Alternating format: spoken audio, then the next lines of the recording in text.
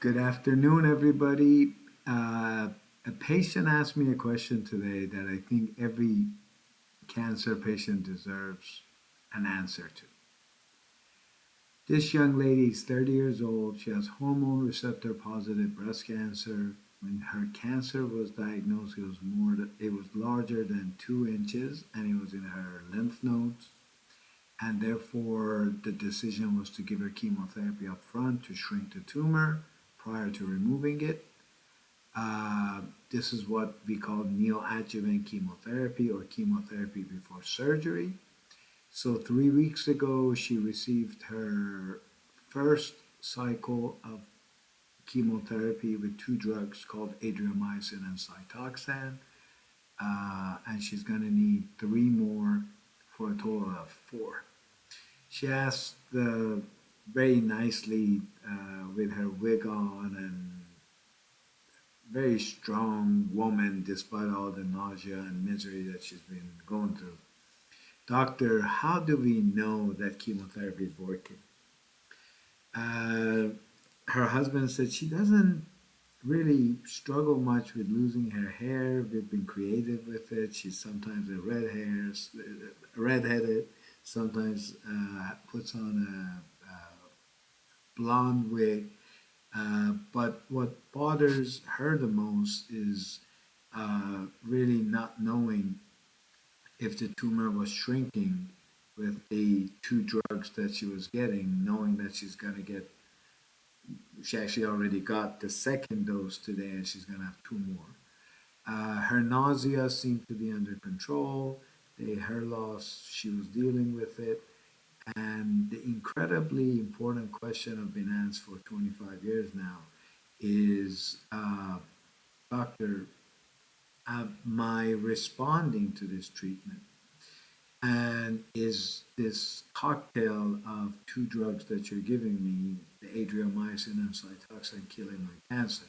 Traditionally, we answered this question in a few ways. One was we'll do an ultrasound, we'll do a mammogram and an MRI. Uh, we will look at those images, compare them to the initial images, or sometimes simply on physical exam, if the tumor was large enough, we could tell. Uh, and then we went on to speaking about the future and the science and the concept of circulating tumor DNA or liquid biopsy came up. And so I like to explain what that is. Think about it this way. Cancer cells can release tiny fragments of their DNA into the bloodstream.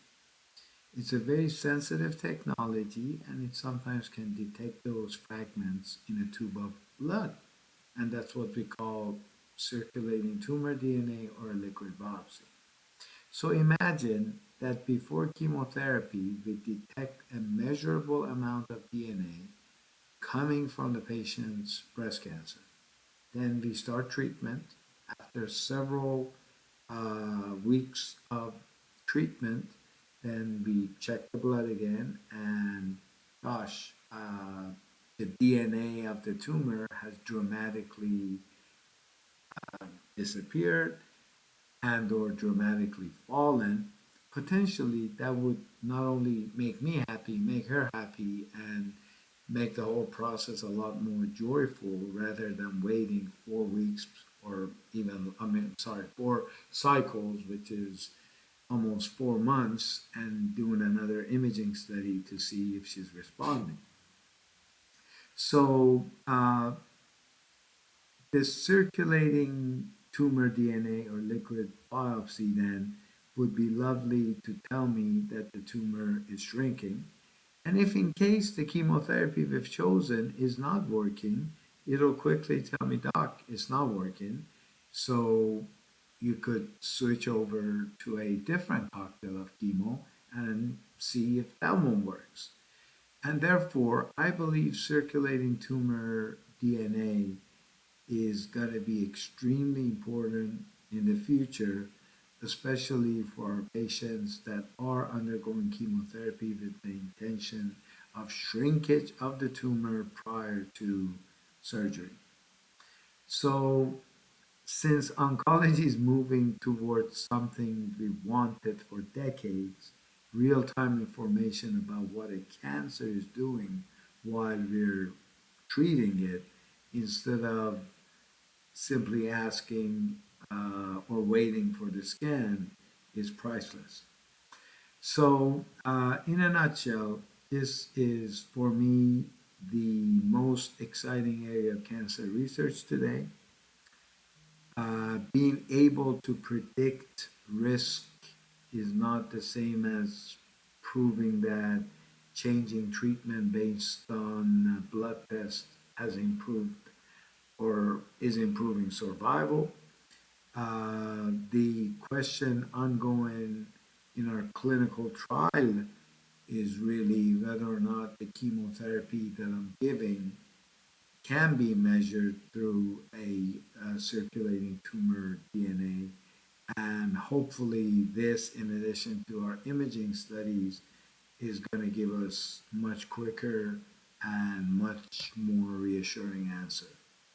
So this will entail changing treatment when need be, increasing the dose of the treatment when need be, and hopefully it's gonna minimize the misery of chemotherapy, especially as we go on with artificial intelligence and all the new changes that are taking place. I hope this is a good answer to the question I was asked today, and I look forward to a future where I can give you chemo and soon after tell you yes, it worked. Best of luck, God bless, and I hope this has helped someone.